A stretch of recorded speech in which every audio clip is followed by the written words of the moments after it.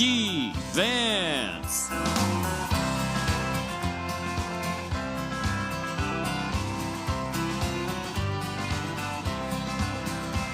Why don't we liberate these United States? We're the ones who need it worst. Let the rest of the world help us for change, and let's rebuild America first. Our highways and bridges are falling apart. Thank you. Wow.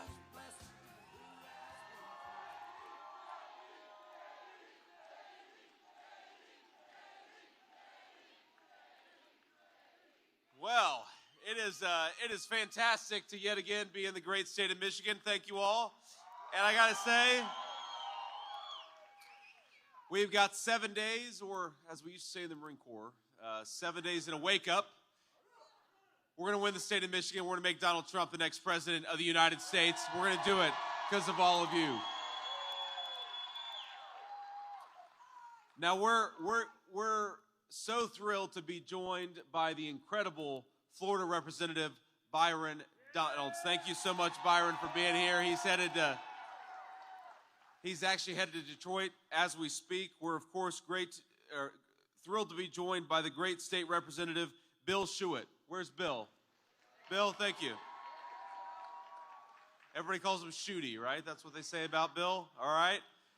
We've got congressional candidate Paul Young. Where's Paul at? Thank you, Paul. God bless you, man. Thank you, Paul. Paul's got a tough race, but I think not only are Donald Trump and I going to win the state of Michigan, Paul's going to join us in the United States Congress. Thank you, Paul. He's working hard. God bless you, man. So I don't know if you saw it, but it looks like maybe the Kamala Harris campaign, they think that they've got a problem with young men. And so they decided the solution to this, I just saw this a couple days ago when I was reading the news, is to have Tim Walz, the VP candidate, play Madden football online with AOC. And that's how they're going to solve their problems with young men. Now, I saw that I guess Governor Walz said that AOC runs a mean pick six. Which, those of you who know football, like, you don't run a pick six. A pick six is something that happens accidentally on the football field. You run like a spread offense or a West Coast offense. And it got me thinking, they parade Tim Walz around as some kind of a football genius, as a former football coach. And maybe I know more about football than Governor Tim Walz does. And that's appropriate in some ways, because I think that my running mate, Donald J. Trump, knows more about working at McDonald's than Kamala Harris does.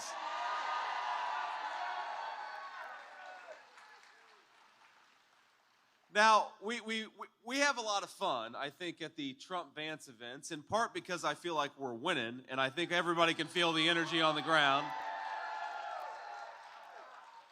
But we also have fun because we all agree in this room that politics is a little absurd from time to time, and sometimes we ought to poke fun at the absurdity of our political process. But you know what's the most absurd thing about American politics in 2024? That a person like Kamala Harris thinks she can actually lead the United States of America. I've never seen anything like it in my life, where when you ask Kamala Harris what she wants to do for the American people, ask specifically, Kamala Harris, how do you plan to fix the inflation that your policies have caused? How do you plan to make it more affordable for our fellow citizens to be able to buy groceries, for example? How are you going to fix the very problems that your policies created? She'll say, well, I grew up in a middle-class family. And when you ask her, about the terrible chaos at the southern border, or the chaos that we have all over the globe, how are you going to address the problems that your policies cause? She'll say, well, when I worked at McDonald's, I was really good at making the hash browns. And I don't know if I even buy that she worked there, to the point I just made earlier, but even if she did, what the hell does that have to do with fixing the problems of the American people? And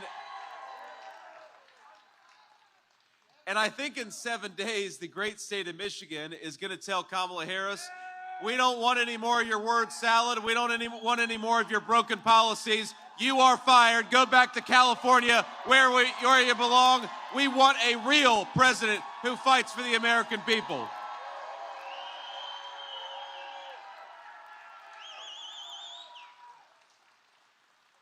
Now, you know, we're of course in the great state of Michigan. As all of you know better than I do, Michigan has got a lot of proud traditions. It's got a lot of proud farming traditions, and I just met some farmers earlier today. But it's also got a proud tradition of manufacturing the American automobile. And I think that Donald Trump knows better than anybody that we have got to revive the American auto industry and help the workers who build American cars. And we're going to do that when he's back in the White House.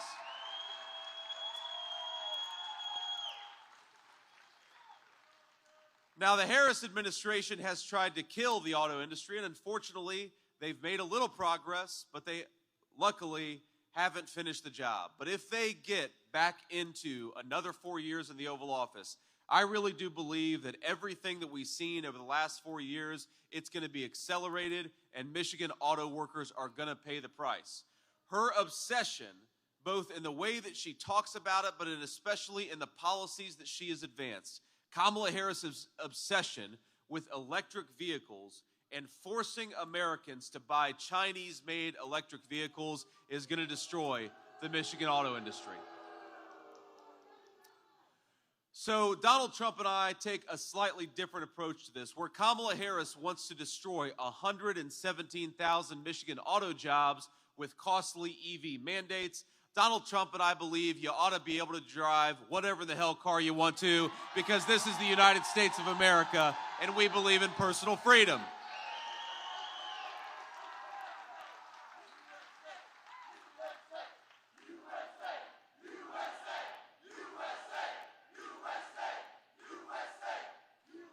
So we're going to eliminate every single one of Kamala Harris's auto job killing regulations.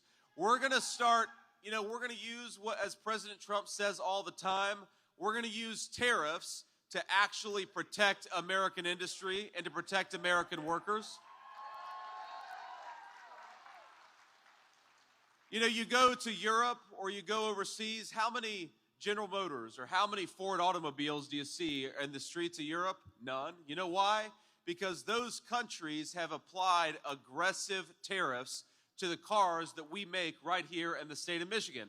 And it's very simple. We're going to offer them a very, very simple deal. Either number one, you let us sell Michigan automobiles all over the world, or number two, you're going to pay a big fat tariff when you try to bring foreign cars back into the American market. God bless you. And we're also going to do something that President Trump announced a couple of weeks ago. We are going to fight to eliminate taxes we're going to try to make the interest rates that we're paying on car loans, we're going to make those payments tax deductible and save Michigan families some of their hard-earned money, but also help Michigan auto workers in the process. Now, the thing about Kamala Harris's economic proposals, not just when it comes to American-made automobiles, but on pretty much everything, is I think that she's got it exactly upside down. Think about this. Kamala Harris is the first politician I've ever seen in my life who goes around telling you that she wants to raise your taxes to the tune of thousands of dollars on Michigan auto families. She is bragging. Michigan auto families and Michigan, just everybody else too, she's bragging about the fact that she wants to raise your taxes and make you pay more to the federal government. At the same time, between the EV mandate and all the subsidies to foreign-made electric vehicles, she is rewarding foreign companies that ship American jobs overseas.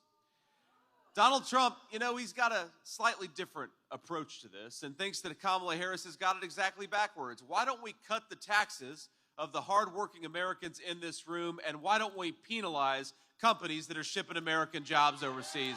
That makes a lot more sense than what Kamala Harris is proposing. But because of her failed leadership, we got to remember that there is a lot that has gone wrong in the United States of America. I believe as much as I've ever believed in the promise of the United States of America. The last 3 months have taught me more about the kindness, the generosity of spirit, and the talent of the American people. But we are not going to enjoy the golden age of prosperity that we can if we do the same old tired things that we've been doing for the last 4 years. And as much as Kamala Harris pretends that she is the candidate of change, she is the sitting vice president. She signed off, she bragged about being the last person in the room after the disastrous policies of the last 4 years were made. You cannot, Kamala Harris, pretend that you had nothing to do with the Biden administration when you are the sitting vice president. You can't pretend you had nothing to do with the trillions of dollars in new spending when you cast the tie-breaking vote on trillions of dollars in new spending. You cannot pretend to be the candidate of change when your party has been running the show for the last 4 years and the American people have suffered because of it. So we're going to say, as Donald Trump loves to say to Kamala Harris, in just 7 short days, you're fired. We're taking back the Oval Office for the American people.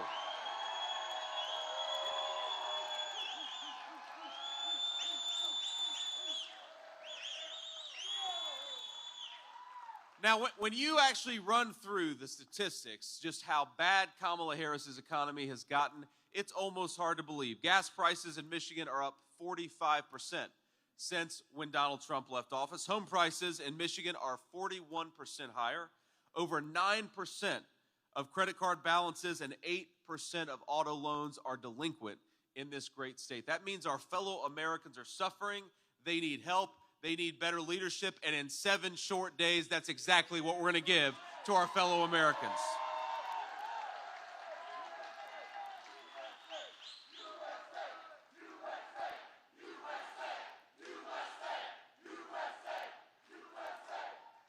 Now, for the first time in 40 years, this is true, for the first time in 40 years, and I'm 40 years old, and I actually turned 40 a couple of months ago, and I used to go around and saying how bad I felt because I just turned 40, and then somebody who just turned 70 would come up to me and say, shut the hell up about being mad, about being 40 years old. That's right. But for the first time in my lifetime, our fellow Americans are saying they're worse off financially now than they were 40 years ago. So in some ways, the question of this election is very simple. Are you better off now than you were 4 years ago? And if like a majority of our citizens, the answer is no, then why not vote for change? Why not vote for the peace and prosperity of Donald J. Trump?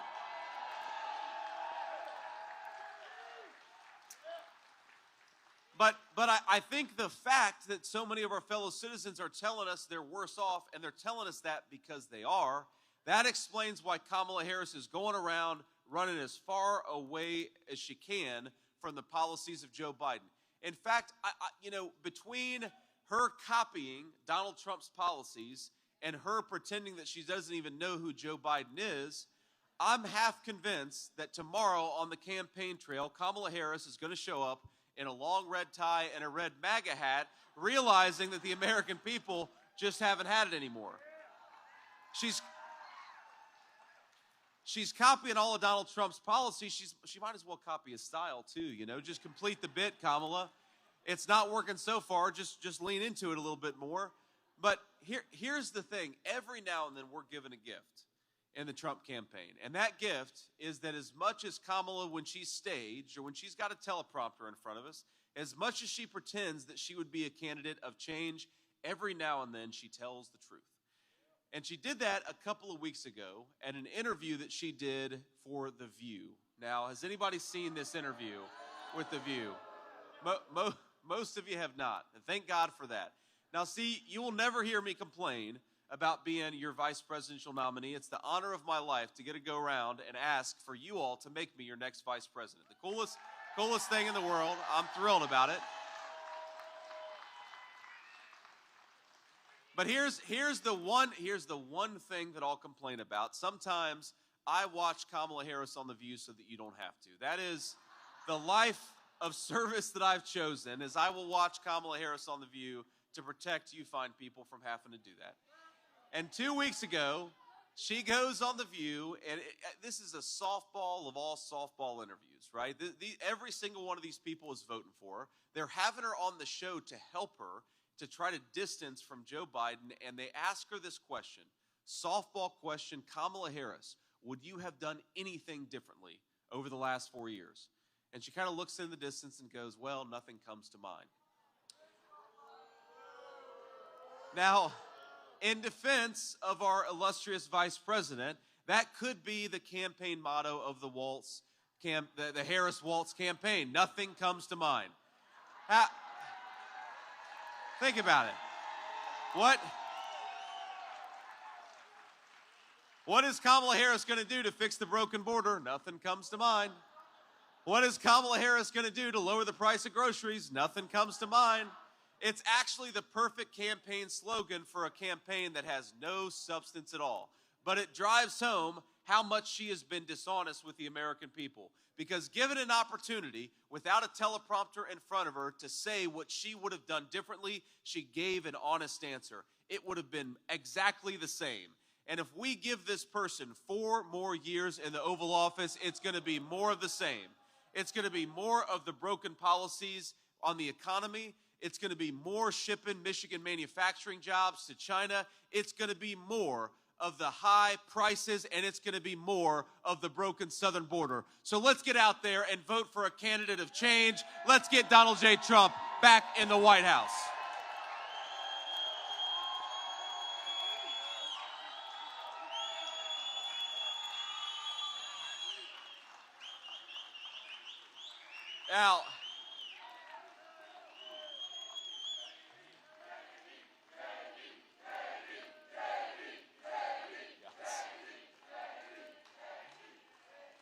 Now, I want to connect some of the biggest problems we have to what's going on, and I think is the biggest problem we have, which is that broken down southern border.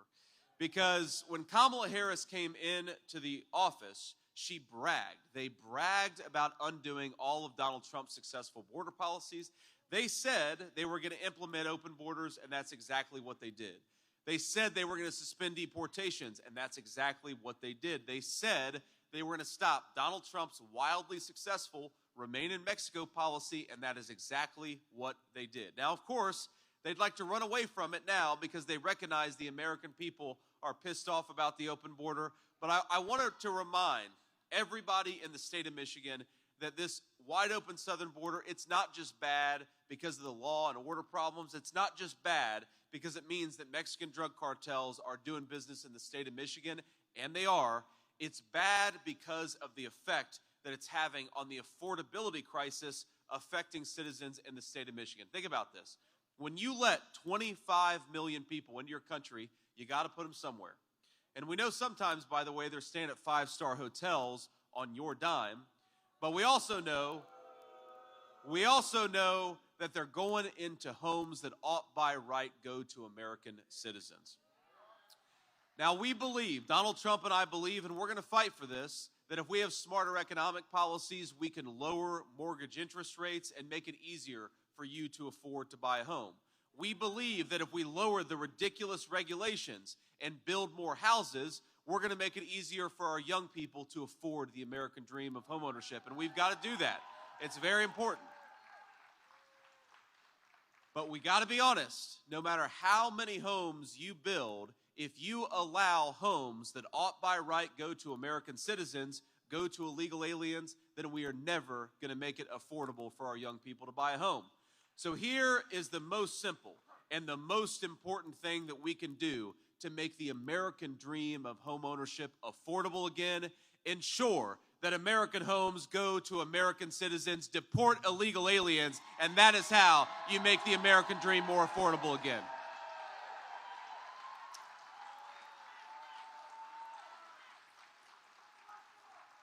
And it's not just about making things more affordable again. It's about everything. Everywhere that I go, I hear about people who have been ravaged by the fentanyl epidemic. And if you know anything about my background, you know that I was raised by my grandmother because my mom struggled with opioid addiction for a big chunk of my early life. Now, I am very proud of my mom because she stands here today almost at the 10-year mark of sobriety. She's been clean and sober for coming up on 10 years.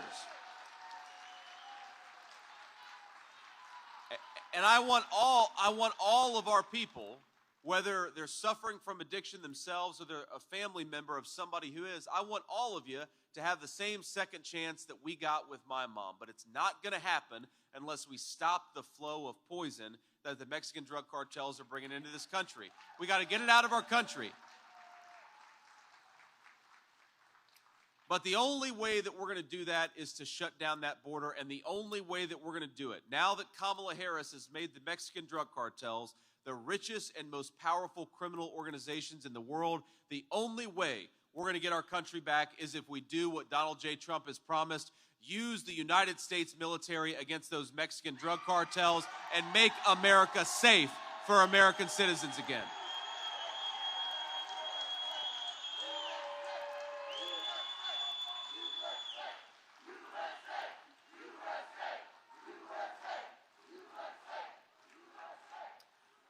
When you take stock of this border crisis and you look at the numbers, it is overwhelming. And then when you talk to people who are actually affected by it, as so many of you have been, it becomes even more overwhelming. I was in Wisconsin yesterday.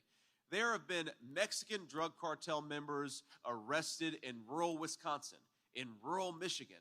We have got people who shouldn't even be in this country hundreds and hundreds of miles away from the country of Mexico who are getting rich by doing crime in our communities. Now, I know we've got a lot of parents and we got a lot of grandparents out there. I want my children to grow up in a country that is safe enough for them to make a mistake or walk down the street without it ruining their lives. And here's what I mean by that. I was in Valdosta, Georgia, and if you've heard the name Valdosta, Georgia, it's probably because it got hit pretty hard by Hurricane Helene just a couple of weeks ago. But I was there a few weeks before it got hit by the hurricane. And I was in with the sheriffs, and they were showing me what's called the interdiction room, where they intercept all the drugs and the illegal guns that are brought into our country by these cartels.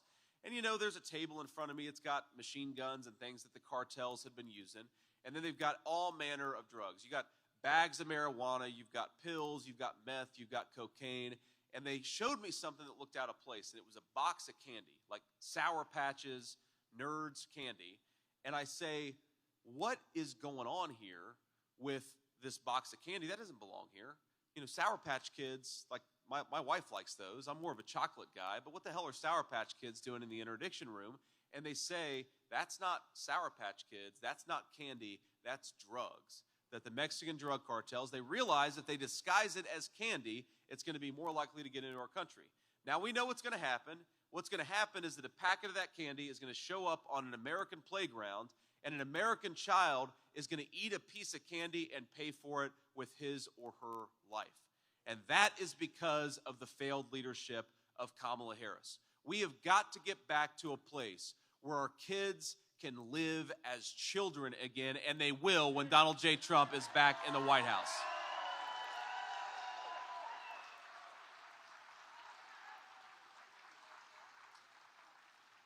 Now, I want to say just one other thing, because I think it's important to reflect on how each of our respective campaigns is making our pitch to the American people, because I think it says a lot about who the candidates themselves are. We're not just voting red team versus blue team. We're voting for a person who's going to be president of the United States. I'd like to compare my running mate to the person at the top of the Democratic ticket. Remember, we all saw it a few months ago when President Trump took a bullet to the ear, nearly killed the man, and stood up seconds later and raised his fist in the air in defiance. We all remember that moment.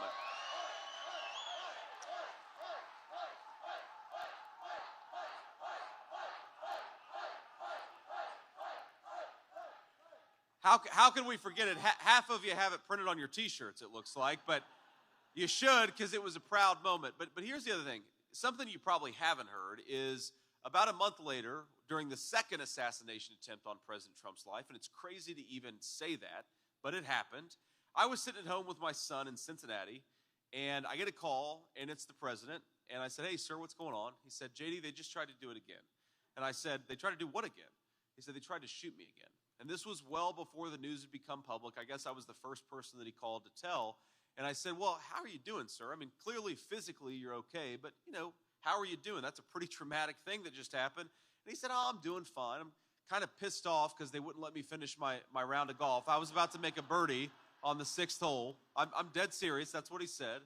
I was more tore up about it than he was. And I realized in that moment that this is the kind of person that you actually want in the Oval Office of the United States of America because, look, it's not an easy job, my friends. It's a stressful job, but who do we want in the Oval Office? Do we want a person who runs away from friendly American media interviews, or do we want a person who shows literal courage under fire? That's Donald J. Trump, and that's our president, and we're going to make him the whole country's president in just one short week.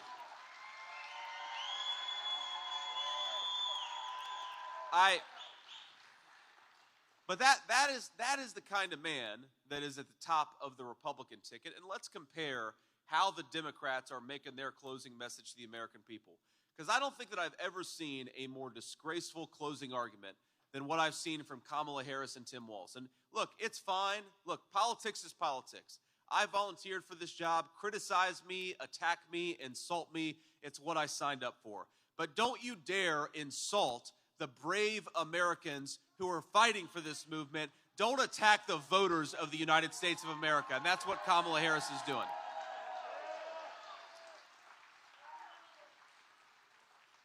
Because you know what they compared just 2 days ago? We had this incredible rally. Over 100,000 people at Madison Square Garden in New York City. It was an incredible thing.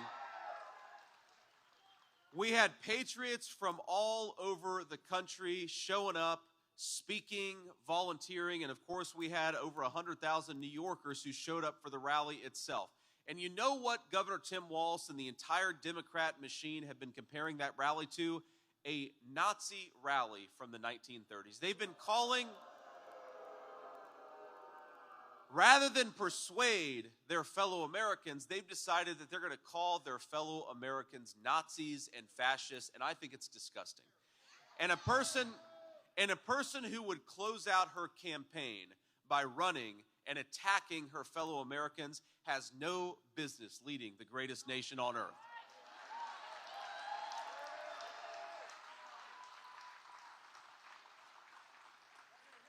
And it occurs to me that when they attack us as Nazis, it's so disgraceful because there are people in this room right now who have grandparents, who have parents, or who they themselves fought in World War II. I met a World War II veteran literally 10 minutes ago, 15 minutes ago, and there he is right there. Thank you, sir. God bless you.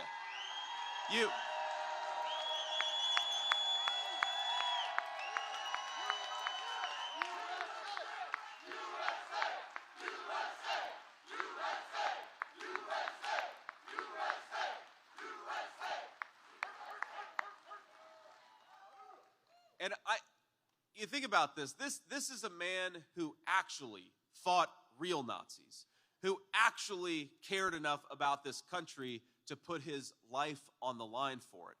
And you think about when Kamala Harris calls us Nazis, I couldn't help but think about this brave gentleman in the front row. I couldn't help but go and look at a photo of the people who stormed Normandy back in June of 1944.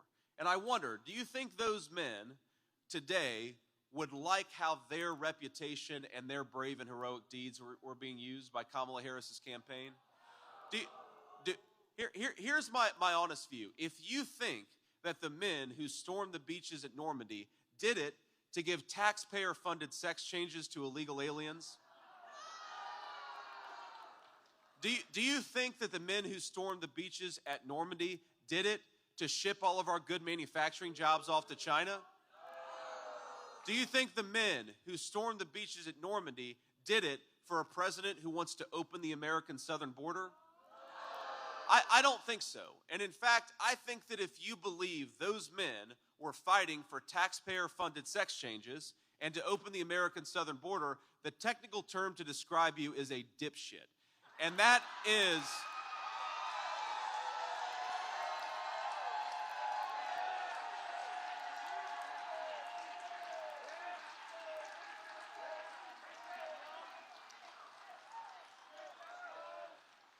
So my message to Kamala Harris is, why don't you try persuading your fellow citizens? Why don't you try talking about how you're going to lower grocery prices? Why don't you try talking about how you're going to undo your own disastrous border policies? Do not dare go in front of the cameras and call your fellow citizens Nazis. If you want to lead this country, act like a leader and stop insulting your fellow citizens.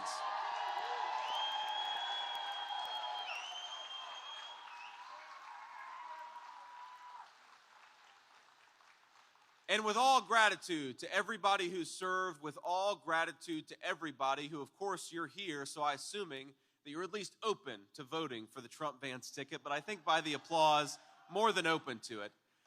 I want us to not do what Kamala Harris is doing, and I want us to actually follow President Trump's lead here because, yeah, President Trump can dish it out as well as anybody. He's the best counterpuncher in American politics.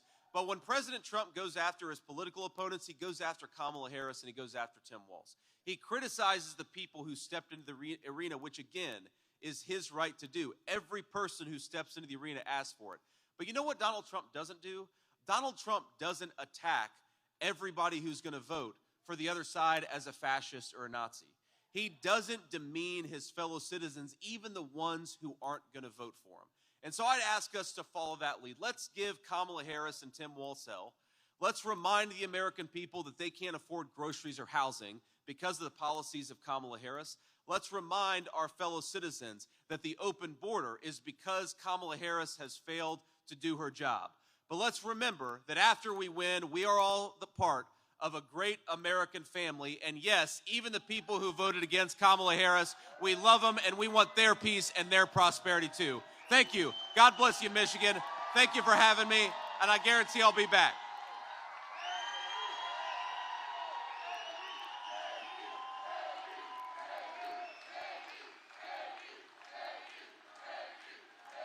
Thank you. Now, but before I hit the road, we do have a few reporters in the back, and I think we've got some local folks. So let's take a few questions from the local reporters. Yes, James Felton from WNEM TV5. We are the CBS affiliate here in Saginaw. How you doing, James? Good, how are you? Good. All right. Every year since 2008, Saginaw County and Michigan have voted for the eventual winner of the presidential election. So for the path to 270, how important is it for your campaign to carry Saginaw County and Michigan? Look, it's extremely important. Michigan is one of, if not the very most important battleground state. And to your point, Saginaw County is a very important part of the state of Michigan. But I think the folks here in Saginaw County, our argument is very simple and very direct. Is do you want to go back to the peace and prosperity of Donald J. Trump, or do you want to double down on the failed policies of the last 4 years? Because when you don't have to agree with everything that I say, you don't have to agree with everything that Donald Trump says. But when you look at the 1.5% inflation when Donald Trump was president, when you look at the fact that take-home pay was rising as fast as it had in 40 years, you look at the fact that the border was closed down and the world was more peaceful, I think a lot of Americans would just like to go back to the prosperity and the peace of Donald Trump's leadership. And that's what we're fighting for.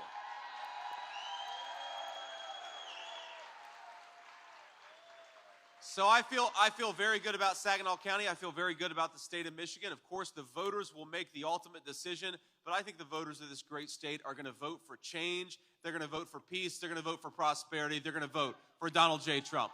Thank you. Next question. Hello, Senator. My name is AJ Jones, WCMU local public radio station. I have a question about foreign policy. Sure. This week, the Israeli parliament passed a law that would ban UNRWA, the United Nations Refugee Agency for the Palestinians. The Biden administration opposed that decision. Now, I want to give you the floor here. Would a Trump-Vance administration support Israel banning UNRWA? And as a follow-up, would you earmark any federal aid for humanitarian causes in Gaza as the current administration has? So, couple of things. First of all, of course, we want to save as many civilians, both Israeli and Palestinian, as possible. The most important way to do that is to end the war. And this is why I think that Donald J. Trump, I've never seen anything like it in American politics, where you've got the people in the United States who are a little bit more pro-Palestinian and the people in the United States who are a little bit more pro-Israel. I think they recognize, both of them, that Donald J. Trump is the best candidate because he's the candidate of peace and prosperity. And that's a big difference.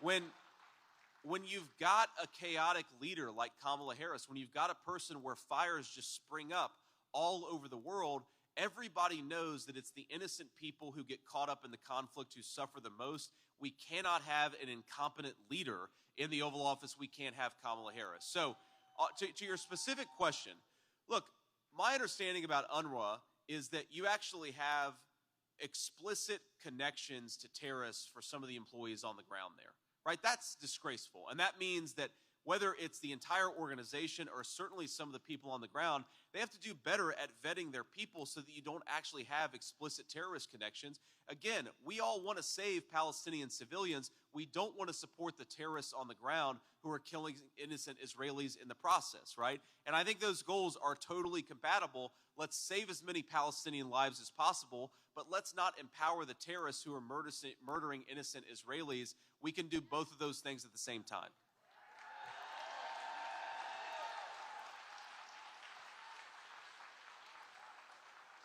Next question. Hi, Senator. I'm Carol Thompson from the Detroit News. Thank you for taking a question. Given Elon Musk's large spending in this race, would a new Trump administration give preferential treatment to Tesla over the Detroit Big Three automakers? No, of course not. Look, I'm personally thrilled to have Elon's support, and people have to remember, Elon was a center-left Clinton Democrat 4 years ago, and now he's putting on dark MAGA hats because he's sick of the craziness and wants to get back to common sense. And I think that's why. And I think that's why Elon is supporting our candidacy. It's not because he thinks that we're going to do anything for him. It's because he thinks that we're going to make the American nation more peaceful, more prosperous, and more secure, and that's what we're going to do. Now, of course, look, I love the big three automakers in the state of Michigan. I want the big three automakers to thrive and to survive, but they're not going to if we keep on forcing electric vehicles made in China down the throats of American consumers and American workers.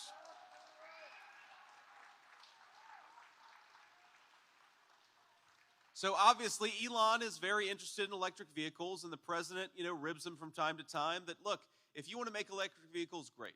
We don't want to force anybody to drive anything. That's the whole point. But our belief is that the way to empower the American automobile industry is to let consumers decide and let Michigan workers do what they do best, which is make great automobiles.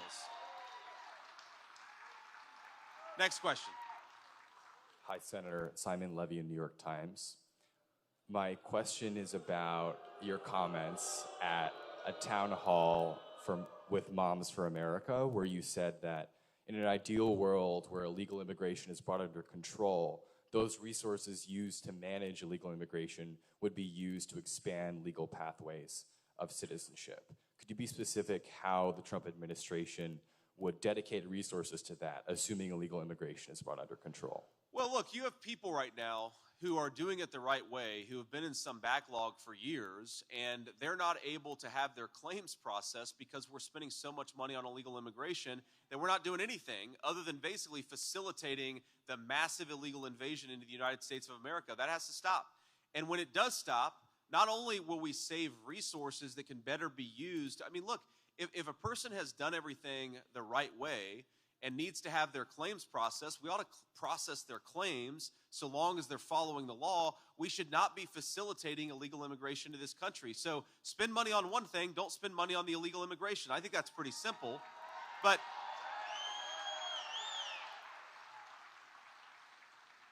the other thing we have to be honest about is that we are actually spending ourselves into bankruptcy by spending on illegal aliens instead of American citizens. And this is a very serious problem. Kamala Harris, it's so interesting. One of the many lies of their campaign is that she says Republicans are going to go after Social Security and Medicare. You know what's going to bankrupt Social Security and Medicare? giving it to illegal aliens, which is exactly what she's promised to do. It's very simple. Now, I've seen estimates from anywhere between $100 billion or $400 billion. That's the amount of money that we spend on illegal aliens in this country every single year. We're talking about Medicare fraud, Social Security fraud. We're talking about housing benefits, welfare benefits. Why can't we have a United States government, an American leader that focuses on the people who have the legal right to be here? Why can't we do that? I just don't get it. And I don't understand. And I don't understand why Kamala Harris thinks that it's racist for the American people to have a border. I don't understand why Kamala Harris thinks that she ought to accuse her fellow citizens rather than solve the problems that she created. I don't know. I've never seen a campaign in the history of the United States of America that when confronted with a massive problem like the illegal immigration problem of Kamala Harris, instead of saying, you know what, I screwed up, I'm going to fix it, Kamala Harris attacks her fellow citizens and tries to silence them. I think it is disgraceful. We ought to have an American leader who, when the American people are drowning in illegal immigration, says, you know what, we're going to help you and we're going to solve the problem rather than attacking you for noticing the problem. And now, I want to leave you with one final thought, my friends, and I want to make sure I got my notes here because I don't want to screw this part up. This is the most important part because I want to ask you three things. Three things before you guys leave here today. Number one, I want you to go, or you can do this at home, go to the website swampthevoteusa.com. That's where you can check your registration, check your polling location, check your absentee ballot request, or if you're so inclined, get involved in some of the ground game that we have here in the state of Michigan. That's swampthevoteusa.com. Number two, this is the second thing I'm going to ask. I want you guys to get out there and talk about why you're voting for Donald J. Trump, especially on social media, on text message, on email, whatever method of communication you use. Get out there and tell people why you're voting for Donald J. Trump. Because again, Kamala Harris and her corporate media allies, they're never going to tell the truth about this movement and about our candidate, but you can tell the truth. And if you do that, we're going to win the state of Michigan. And this is the third and final thing. I want to get every single person in this auditorium, in this gymnasium, every single person, get out there and vote 10 times.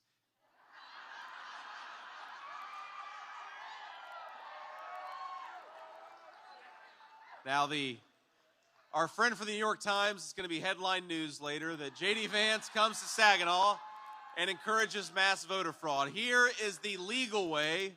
The legal way to vote 10 times is take yourself to the polls and get 9 of your friends and family to go along with you. That's the legal way.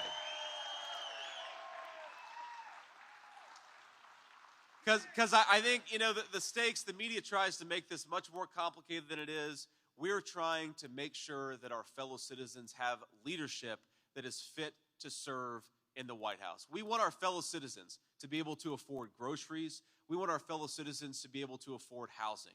We want our fellow citizens to have a secure southern border and safe neighborhoods. And the only way we're going to do that is if we fix the broken leadership in Washington, D.C. In 7 days, my friends, that's exactly what we're going to do. Donald J. Trump for president. Let's get it done. God bless you all. Thank you so much. Well,